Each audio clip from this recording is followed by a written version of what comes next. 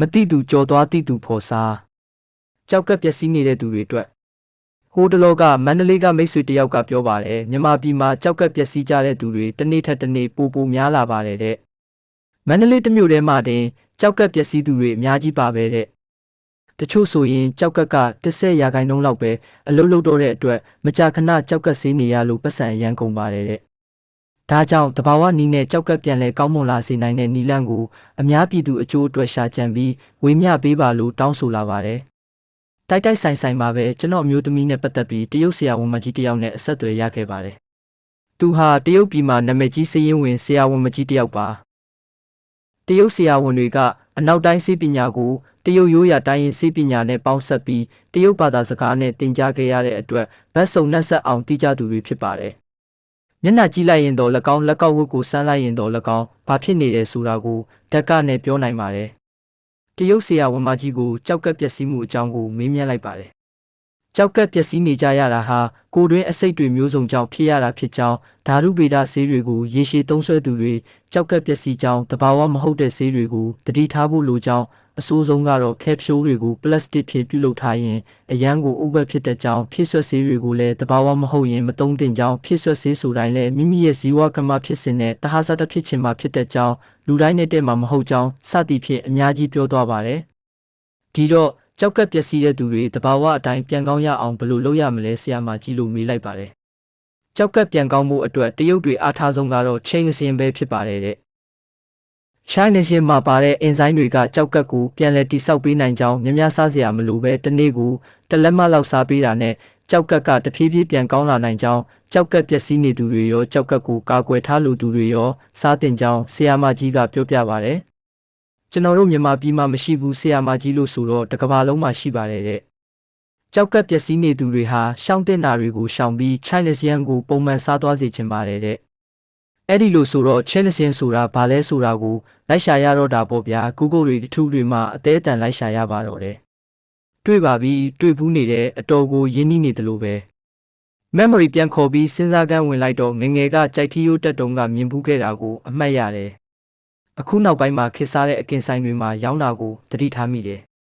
တရုတ်ဟော့ပေါ်ဆိုင်တွေမှာလည်းတွေ့မိတယ် Marketplace City Mart တွေမှာလည်းရောင်းတာကိုမျက်လုံးထဲဝင်လာတယ်ဒါကြောင့်အနည်းဆုံး City Mart ကိုပြေးပြီးသွားရှာတော့တွေ့ပြီးဝယ်လာပါတယ်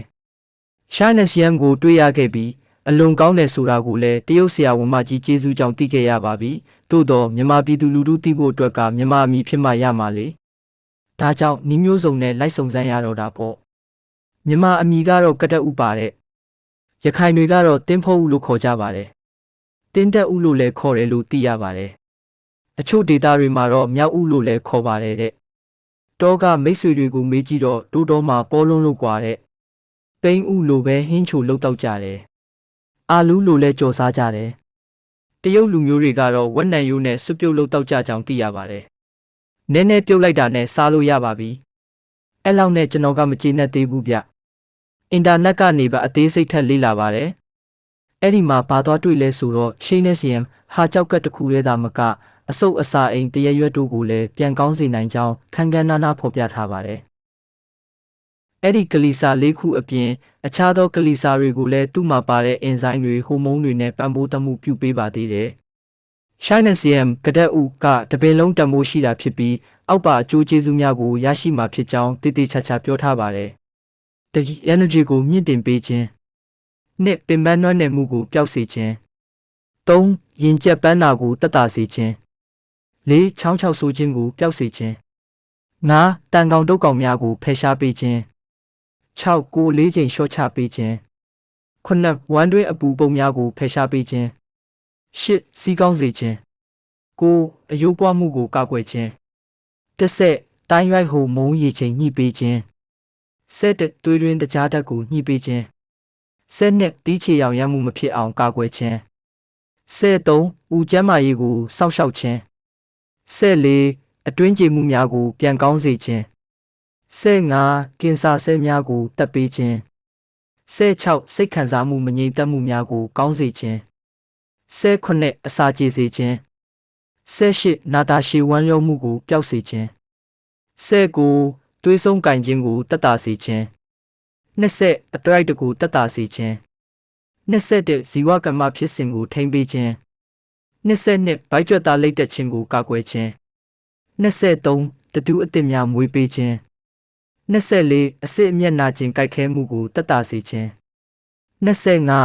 ကော်လက်ဆတော်ရည်ခြင်းကိုညှိပေးခြင်းနှစ်ဆက်6အန်တီအောက်ဆီဒင့်ကျွဲဝခြင်းနှစ်ဆက်9အရွက်ရည်ကမွေကင်းအစိတ်ကိုပင်ဖြည့်ပေးနိုင်ခြင်းစသည်ဖြင့်ကောင်းကျိုးများစွာရရှိနိုင်ကြောင်းဖော်ပြထားတာကိုတွေ့ရပါတယ်တရုတ်လူမျိုးတွေကမကောင်းရင်ဘယ်တော့မှမသုံးဘူးကောင်းလို့သာတန်ဖိုးထားတာဖြစ်တယ်သူတို့ဘာကြောင့်အသက်တအားရှည်ကြရတာလဲဆိုတဲ့မေးခွန်းရဲ့အဖြေဟာရှိကလေးကသူတို့ရဲ့ရိုးရာနည်းလမ်းတွေကိုတန်ဖိုးထားပြီးဆက်လက်ကျင့်သုံးနေကြလို့ပဲဖြစ်ပါတယ်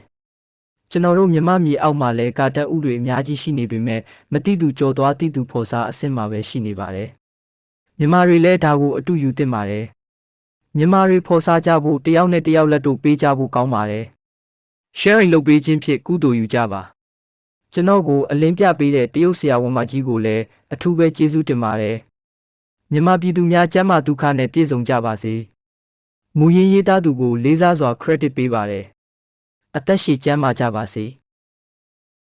မတိသူကြော်သွားတိသူဖော်စားကြောက်ကပ်ပျက်စီးနေတဲ့သူတွေအတွက်ဟိုတလောကမန္တလေးကမိတ်ဆွေတယောက်ကပြောပါတယ်မြန်မာပြည်မှာ